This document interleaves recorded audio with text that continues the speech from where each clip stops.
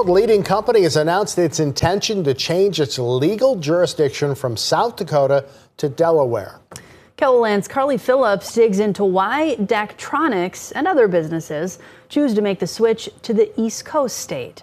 If you've ever been to a big sports event or concert, chances are you've come across some form of Daktronics equipment. We're certainly pleased with the presence we have in the sports markets and the trust that not just the NFL but sporting teams worldwide put in our equipment. Today, the South Dakota-based business announced plans to move its jurisdiction to Delaware.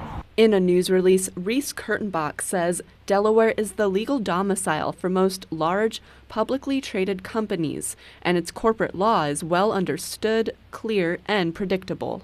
Knutson School of Law professor Robert Miller says compared to every other state, Delaware has advantages both in its corporate law and the judiciary that interprets it. As an entity, if you incorporate originally in Delaware, or you reincorporate in Delaware, you are bound by what is called the internal affairs doctrine.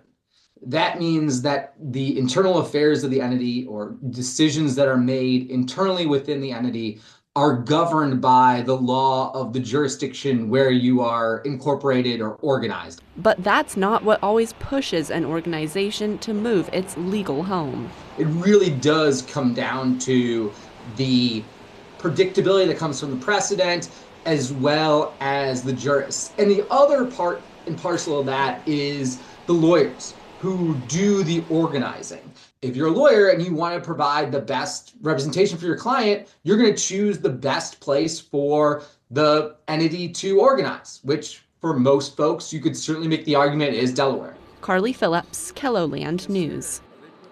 In a news release, Daktronics says if the change is approved by shareholders, it will not impact business operations in South Dakota, and the organization's headquarters will remain in the state.